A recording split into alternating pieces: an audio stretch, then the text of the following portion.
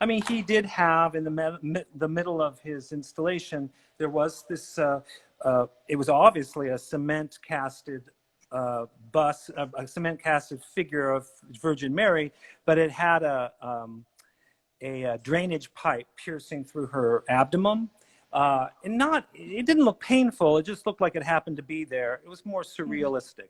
So, but what's amazing about it is when you look through the drain pipe, it lined up with a view of water coming downstairs, which then emptied into a drain in the floor. And that drain in the floor, when you look down into it, had all these different scenarios.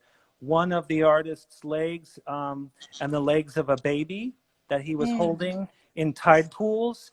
And it was amazing because there was like some kind of lighting effects in the installation. I mean, watching them build this installation was like amazing because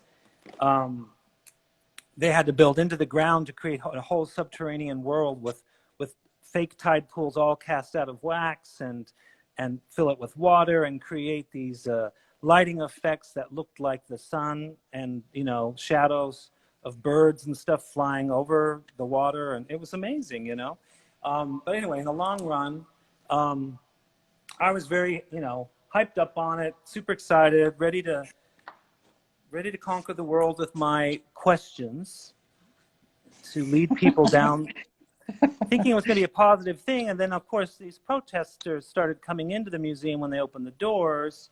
We had no idea. We just knew that we were supposed to go and talk to people and smile and get them excited. And it was, so part of it was going up to people and saying hello and asking them what they think of the art. So I got a, you know, there was an older lady and I thought, well, you know, she's like my, you know, grandma. She looks super sweet. She's, you know, I don't feel threatened. I'm not going to be rejected. So I went up to her and I was like, oh, what do you think of the show? And she was very quiet about it. And then I said, well, you know, when you look at this work, how does it make you feel, you know? And she just looked at me and I was like, uh-oh. And then she punched me in the stomach. Oh my God, you must have been shocked, Ryan.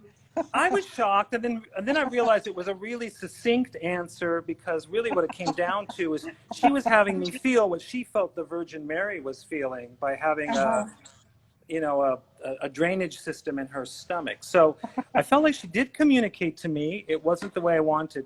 I said, okay, and I turned around and I went back to the desk and I was like, I don't know about this museum education thing. I'm going to go back to what was I doing before.